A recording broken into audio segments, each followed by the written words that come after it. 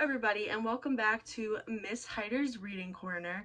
And today's book is Last Stop on Market Street by Matt De La Pena and Christian Robinson. And we are still on the theme of resilience. CJ pushed through the church doors, skipped down the steps. The outside air smelled like freedom, but it also smelled like rain, which freckled CJ's shirt and dripped down his nose. He ducked under his Nana's umbrella, saying, "How come we gotta wait for the bus in all this wet?" "Trees get thirsty too," his Nana told him. "Don't you see that big one drinking through a straw?" CJ looked for a long time, but never saw a straw. From the bus stop, he watched water pool on flower petals, watched rain patter against the windshield of a nearby car. His friend Kobe climbed in, gave CJ a wave, and drove off with his dad. "Nana, how come we don't got a car?" "Boy, what do we need a car for? We got a bus that breathes fire, and old Mr. Dennis who always has a trick for you." The bus creaked to a stop in front of them. It sighed and sagged, and the doors swung open. "What's that I see?" Mr. Dennis asked. He pulled a coin from behind CJ's ear, placed it in his palm. Nana laughed her deep laugh and pushed CJ along. They sat right in front. The man across the way was tuning a guitar. An old woman with curlers had butterflies in a jar. Nana gave everyone a big smile and a "good afternoon." She made sure CJ did the same. The bus lurched forward and stopped, lurched forward and stopped. Nana hummed as she knit. "How come we always gotta go here after church?" CJ said. "Miguel and Kobe never have to go nowhere." "I feel sorry for those boys," she told him. "They'll never get a chance to meet Bobo or the Sunglass Man. And I hear Trixie got herself a brand new hat." CJ stared out the window, feeling sorry for himself. He watched cars zip by on either end, watched a group of boys hop curbs on their bikes. A man climbed aboard with a spotted dog. CJ gave up his seat. "How come that man can't see?" "Boy, what do you know about seeing?" Nana told him. "Some people watch the world with their ears." "That's a fact.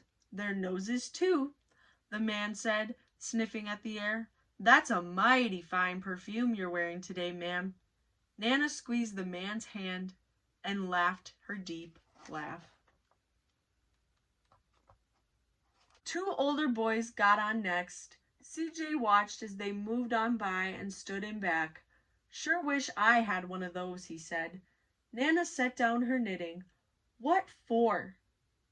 "You got the real live thing sitting across from you. Why don't you ask the man if he'll play us a song?" CJ didn't have to. The guitar player was already plucking strings and beginning to sing. "To feel the magic of music," the blind man whispered. "I like to close my eyes." Nana closed hers too. So did CJ and the spotted dog. And in the darkness, the rhythm lifted CJ out of the bus, out of the busy city. He saw sunset colors swirling over crashing waves, saw a family of hawks slicing through the sky, saw the old woman's butterflies dancing free in the light of the moon. CJ's chest grew full, and he was lost in the sound, and the sound gave him the feeling of magic. The song ended and CJ opened his eyes. Everyone on the bus clapped, even the boys in back. Nana glanced at the coin in CJ's palm. CJ dropped it in the man's hat. "Last stop on Market Street," Mr. Dennis called. CJ looked around as he stepped off the bus. Crumbling sidewalks and broken down doors, graffiti-tagged windows and boarded up stores. He reached for his Nana's hand. How come it's always so dirty over here? She smiled and pointed to the sky. Sometimes when you're surrounded by dirt, CJ, you're a better witness of what's beautiful. CJ saw the perfect rainbow arching over their soup kitchen. He wondered how his Nana always found beautiful where he never ever thought to look. He looked all around them again, at the bus rounding the corner out of sight, and the broken street lamps still lit up bright, and the stray cat shadows moving across the wall. When he spotted their familiar faces in the window, he said, "I'm glad we came." He thought his Nana might laugh her deep laugh, but she didn't. She patted him on the head and told him, "Me too, CJ. Now, come on." So that is the end of that book, and thank you so much for watching, and stay tuned because my next 3 read alouds are going to be in a series. Yeah, so it's going to be really good, and next week's theme I think is going to be perseverance.